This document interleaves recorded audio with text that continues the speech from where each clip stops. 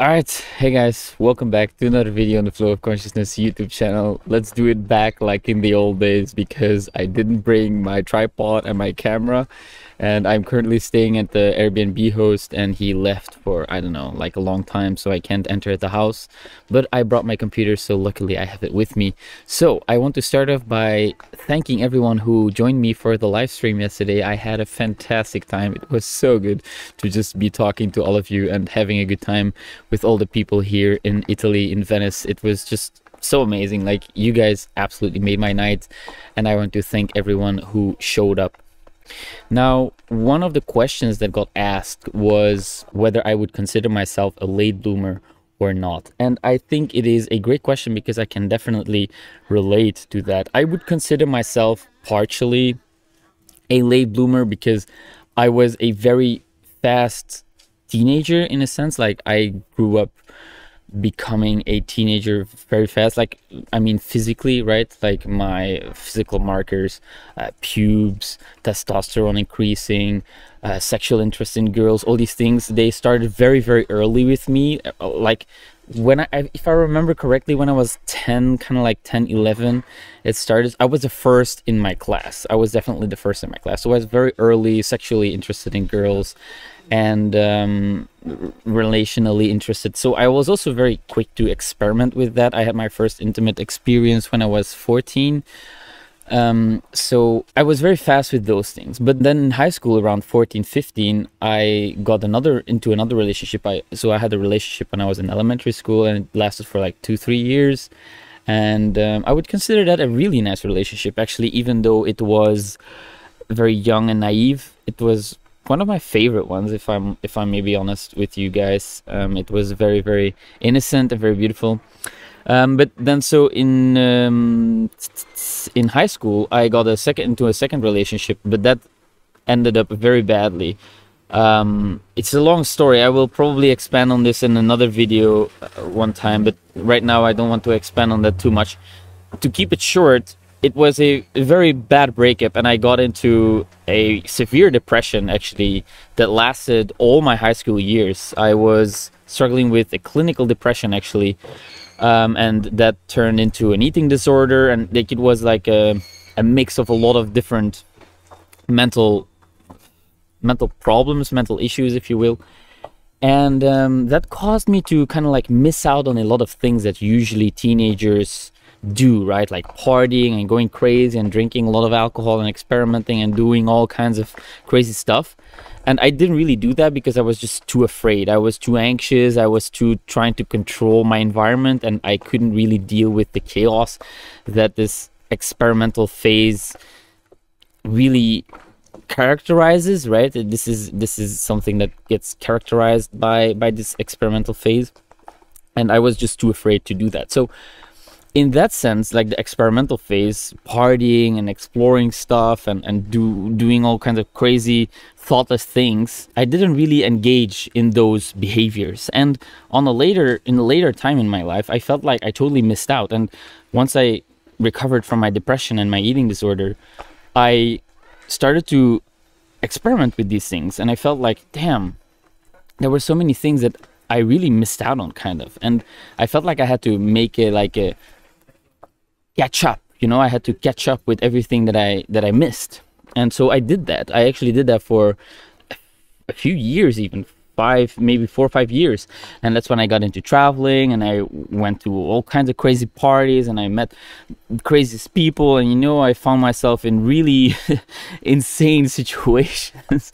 I have so many stories. I could talk about this for hours, but what it comes down to is that this crazy kind of lifestyle, this thoughtless lifestyle, this hedonistic experimental phase, I felt like I missed out on that during my teenage years, and I did that later on in my life. So I would consider myself a late bloomer in the this aspect, but not necessarily in the romantic / sexual aspect, because I had a lot of experience when I was very young, actually, and I found that very interesting because it's always something that I found very important in my life. And then during my depression, I lost a little bit of interest in that. Not necessarily I lost interest in that, but it was more that how would I say, I was more focused on controlling my environment, right? And intimacy is also something inherently uncontrollable, so I shied away a little bit from that. And so it lasted a few years even during high school, where I was not like super romantically active, because I was so much in my head. I was just so much in my head. And that is why I am so big on mindfulness, and why I'm so big on, you know, not losing yourself in thought and not losing yourself in your emotions. You want to stay present, right? And you want to stay focused, because quite frankly, and I don't want to brag about this or anything, but there were so many girls in my class that my mom told me later on that they were like in love with me. But I didn't know this. I didn't even see it, because I was so much in my head. I was so much focused on myself, basically, like my own inner anxious thoughts, my anxieties, my compulsive need to control my environment. And I was so focused on that I completely lost track of my surroundings. And I sometimes still have this problem. So it's exactly why I'm talking so much about, it's not about you, it's about others.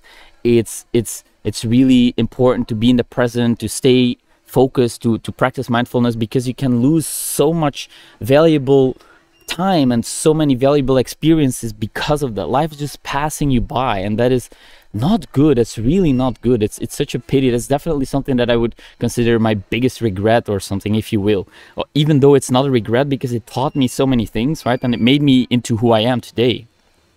That's for sure. So I'm also really grateful that it happened. However, I would not want to wish this upon anyone at all, because I think that you can spend your time in so many better ways. Like, there's so many better ways to spend your time other than in your head constantly, right?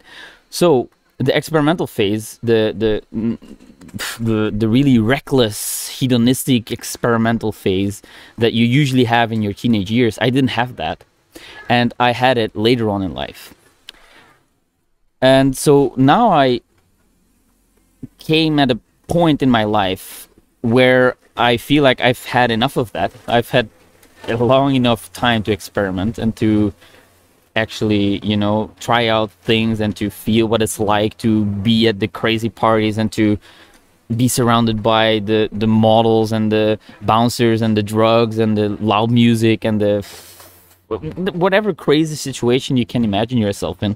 I've probably done it, and I realized that life is really not about that. And it's fun for a while, but you get tired of it fairly quickly, even though it lasted quite long for me, simply because I felt like I had to catch up. I had to catch up all my teenage years in my early 20s, and I don't regret that time at all, because it also taught me a lot of things, and I had really cool experiences, to be honest. But something deep inside me felt empty. It felt like I was not really fulfilling my soul needs. And that's also why, again, I'm so big on intuition, why I'm so big on feeling that void within yourself by finding purpose, by finding the reason why you're here. Because hedonistic pleasure, chasing hedonistic pleasures, it's fun for a while, but it leaves you empty. It really does. Like, there's nothing fulfilling about it at all. Like, it's fun, but it's not fulfilling. And what I do now is really fulfilling, and it's difficult, it's a struggle, but I love what I do, because I think it has purpose. It's important work. I believe it is. And that is taking care of this emptiness I felt inside me, because now I don't feel that emptiness anymore. I feel sad sometimes, of course, and I have a more like melancholic character to myself. Like, I tend towards depression and sadness more than I do towards joy and you know, laughter. But I'm very aware of that, and I can also be a really joyful, happy person.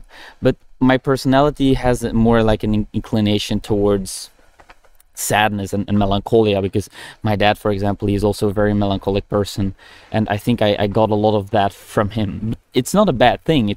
I think it has some kind of beauty to it as well, and I like to experience and explore the sadness within myself. But it's sometimes important. That's, again, it's really important to stay focused, to stay aware, to stay mindful about where I'm at in my emotional life, in my mental life, because I can quickly go back in a dark place, and that's not good, because nobody benefits from that, right? So right now I arrived at a point in my life where I feel like I caught up with everything that I missed out on. and now it's time to work to really build something for myself, to really make something happen. And that's what I'm doing right now, and that's what I want to do. I want to build something that I can be proud of. And I think it's really important to find something like that for yourself, because otherwise you will continue to feel empty. It's fun, this experimental phase, and exploring things and parties and people and countries and everything. It's really fun and you learn a lot. But at some point, I think you need to grow up, right? It's like I had a late bloomer teenage childhood, kind of, you know? And at some point you need to become an adult. And I became an adult very early on because of my struggles and the challenges. And I believe that somebody who goes through really tough times in their lives, that they grow up faster in a way. But also, and I hope it's not too dark, right? Like, it's difficult with this camera. It's really not a good camera because it's my webcam. But you know, but you also stay kind of like a child for too long. And that's how I feel about myself sometimes, that okay, it's time to grow up, it's time to build something for yourself, it's time to step up your game and to really make things happen. And that's really what I'm doing right now. So yes, in a way I would consider myself a late bloomer, not in the romantic realm, not at all, because I was really fast with that stuff. Like, I was this is a funny story, but you know, when I was in elementary school or even kindergarten, my friends, they were playing in the kindergarten, they were playing soccer and they were getting their clothes dirty, and you know, the boys were playing rough and tumble, fighting and all that stuff, and it was really not for me. I was the one who was just sitting around the corner on like a big trunk, like a wooden trunk of like a tree, talking to girl, trying to understand her feelings and trying to understand what was, you know, her emotional world like. And I asked like tons of questions about how they would feel and what they were thinking, and this was literally what I was doing from like 4 years old, right? And that's also how I came to understand that this is something that comes natural to me, that is something that I very much enjoy and that I get energized by and that I want to learn more about. And you know, it's good for yourself to think back to what were you doing when you were 4 or 5, or you know, around that age. And so, and it's always mostly been girls. Like, I don't know why, but to me, female psychology and the feminine energy is something that really speaks to me.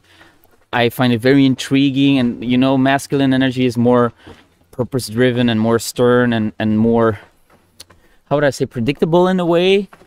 There's not controllable, more predictable, more reliable maybe in a way, but not in the sense that feminine energy is unreliable. It's more that feminine energy flows and floats and moves and changes and transforms, and its beauty and its passion and its, you know, these things, and that very much intrigues me. So from a young age, from like as early as I can remember, this was something that I was very interested in, and that caused me also to want to experiment, especially because I was a very early puberty. I entered puberty very early on, so that caused me to also be like intimately interested in girls.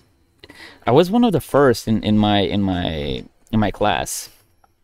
So in that department, I definitely don't consider myself a late bloomer, but in all the other departments, definitely. And it's interesting because I've always had kind of very long relationships with people, mostly like 2 years, 3 years, something like that, between 2 and 3 years. And that's quite long, you know, like most people that I know, they have maybe like half a year, a few months, maybe a year, 2 years, right? Especially during that age. But I was always somehow very interested in building more deeper connections. And I believe that if you spend a lot of time together, consciously being aware, really connecting, that the more time you spend in that, with that quality of engagement, the more intimate your connection becomes. And that's something that I very much value, and I've always valued when I was younger. So I hope that this was kind of like a sufficient answer to the question whether I would consider myself a late bloomer or not. I definitely do in certain departments, I don't do in others. And now I feel like I arrived at a point where I finally caught up with all the things that I feel like I missed out on. And it's time to work hard, to build something for myself and to provide as much value as I can, because I have been focused so much on my own problems, my own issues. And now I want to give back. Now I want to inspire others, and now I want to support. And you know, share my perspectives and the things that I've learned in order for you to also move past this suffering, this pain, because it's such a struggle that I don't wish upon anyone at all. And I've had so many people that helped me, and I've learned so much from people on YouTube. You know, like Mouth of the Ape is one of the channels that I definitely recommend. I love HINDZ.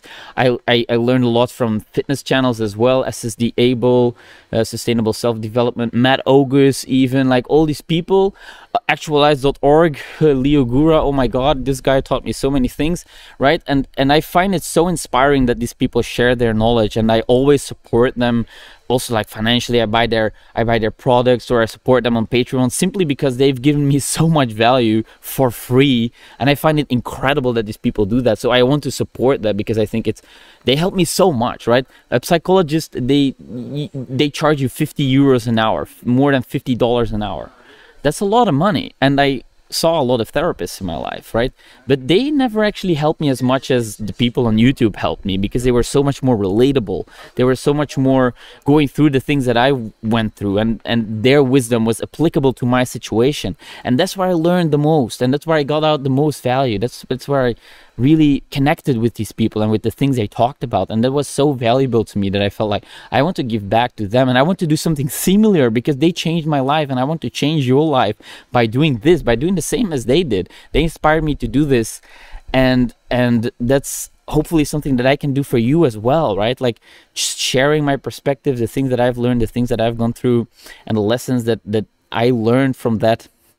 And that's a beautiful thing. I've always admired people who did that, and I want to become someone that I admire, right? I look up to people that have done things that I want to do, and I try to live up to that ideal. So that's precisely why I do this, and why I love it so much also, and why I feel like now it's finally the time to really commit to this, and that's also what I do. So I hope that was a sufficient answer. Like I said earlier, it was good to talk about this like in the old days, just to my computer and riff off whatever comes to mind.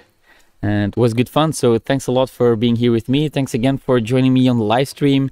Yesterday I had a fantastic time. It was so good, guys. I was so happy. So I hope to see you next Sunday, 8 p.m.